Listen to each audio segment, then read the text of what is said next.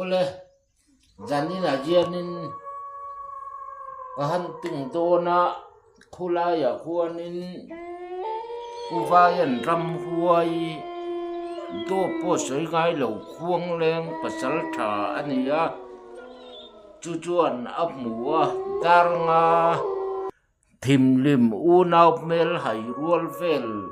tia chian apmua chu lukhum par akuma thanglam a hoya azon ka theng trep tia a bor ngop neya tia ulai mun khu ton an nei fo me a khwal jin mi hian chu alawom em ani ti kha an sai ma sa duat tu lai mun a tuan ui support mangin go chanting lai karon nei don ani ti kha min lo ke chak turin